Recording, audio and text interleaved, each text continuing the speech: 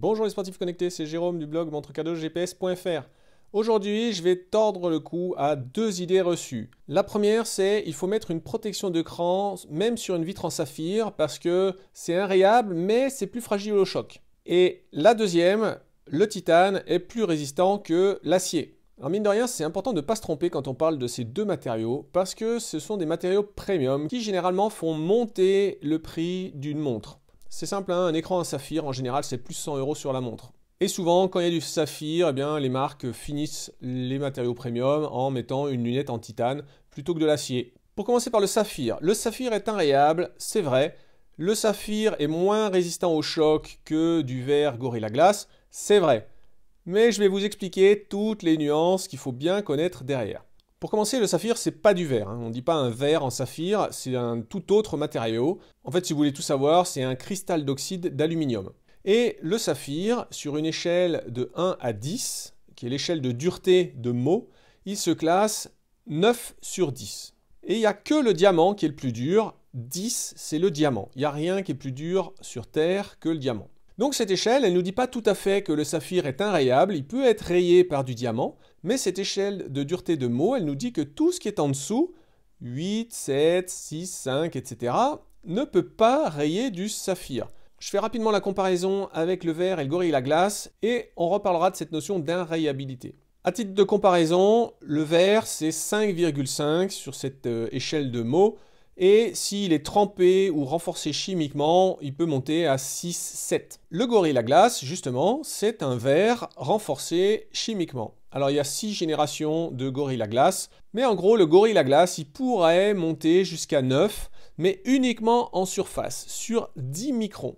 Donc il va résister face à des légères agressions, mais si on applique une certaine force, eh bien en fait, on va traverser ces 10 microns et on pourra rayer du Gorilla Glass. Mais en tout cas, ce qui est sûr, c'est qu'une pièce de monnaie, une clé, un couteau ne pourront jamais rayer ni du saphir, ni du Gorilla Glass, même si le couteau est très pointu ou très aiguisé. En fait, la majorité des rayures viennent du quartz qui est dans la poussière, parce que le quartz, il est coté 7 sur l'échelle de Mohs.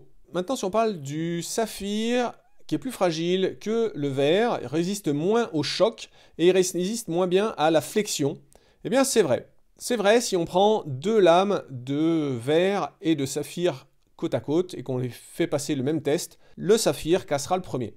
Mais ça, sur une montre, c'est pas gênant parce que les écrans de nos montres, ils sont déjà petits et surtout ils sont constitués de plusieurs couches. Donc en fait les couches qui se trouvent sous le saphir, elles vont venir améliorer la résistance au choc du saphir.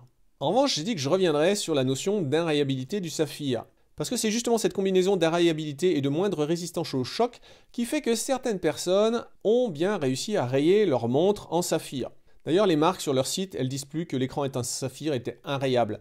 En fait, ça reste du théorique. Si vous frottez un écran en saphir avec n'importe quoi, sauf du diamant, il ne sera pas rayable. Mais s'il y a un choc et après une glissade, par exemple, si vous venez donner un choc sur la pointe d'un caillou et qu'après vous glissez, eh bien en fait le choc initial, il va faire un petit éclat dans le saphir, et ensuite quand vous allez glisser, eh bien la pointe du rocher, elle va accrocher sur ce petit éclat, et crac, elle va finir de rayer l'écran. Après le saphir, il a un vrai inconvénient, c'est les reflets. Et ça, je l'ai démontré dans une vidéo avec deux Phoenix côte à côte, une avec un verre Garmin à recharge solaire, et une avec un verre saphir. Eh bien, vous verrez dans cette vidéo que selon les angles et les reflets, les lumières, les ombres, eh bien, il y a beaucoup plus de reflets sur un écran saphir. Le saphir, c'est cher, et donc si vous optez pour un modèle sans saphir, eh bien, mettez-y simplement une protection d'écran. Ça réduit pas la luminosité, ça gêne pas le tactile. En fait, aujourd'hui, je pense que quasiment 100% des gens mettent une protection d'écran sur leur smartphone. Eh bien, si votre montre n'a pas une vitre en saphir, vous devriez, ça coûte quelques euros, mais vous devriez mettre une protection d'écran. Si elle a une vitre en saphir, vous pouvez mettre une protection d'écran, ça ne servira pas forcément à grand chose. En fait, c'est comme mettre une ceinture et des bretelles. On passe maintenant au titane. L'idée reçue sur le titane, c'est que c'est plus résistant que l'acier. Pas du tout. Le seul intérêt du titane par rapport à l'acier, c'est qu'il va alléger la montre de quelques grammes, c'est tout. Ça vient tout simplement du fait que le titane est moins dense que l'acier. Un cube de 1 cm de côté en acier, il pèse 7,86 grammes, alors que le même cube de 1 cm de côté en titane, il va peser 4,5 grammes. Pour ce qui est de la dureté, ce qui va entraîner la résistance aux rayures, eh bien si on regarde la dureté Vickers, l'échelle va de 100 à 1000 pour les métaux, ça dépend de la composition et du traitement de surface. Si je prends un acier appelé 409, sa dureté, ça sera 450 Vickers. Le titane grade 2, qui est plutôt un titane à usage général, sa dureté elle est de 160 Vickers. C'est beaucoup moins dur et donc beaucoup moins résistant aux rayures. Cependant, il y a des marques, typiquement Apple, sur leur Apple Watch Ultra, ils utilisent du titane grade 5. Sur Garmin, je n'ai pas trouvé. Titane grade 5, on monte à une dureté de 350 Vickers. Après, si on voulait rendre la montre encore plus légère, on pourrait utiliser de l'aluminium. Mais là, aluminium, on tourne autour de 100-110 Vickers. Donc il y aurait vraiment de gros risques de rayer la lunette de sa montre. Alors pour pallier ce problème, les marques, notamment Garmin, ils utilisent un revêtement qui s'appelle DLC, Diamond Like Coating. C'est un revêtement de surface, comme si on mettait un vernis, qui lui a une dureté de 1500 à 5000 Vickers. Donc c'est extrêmement plus dur que de l'acier. Mais c'est très fin, et donc ça sera sensible au choc ou à la pression. En gros, si vous frottez une pointe dessus, vous ne rayerez pas votre lunette, mais si vous appuyez bien fort et qu'après vous tirez, ce qui arrive quand on tombe et qu'on glisse, eh bien là vous êtes sûr que vous allez la rayer.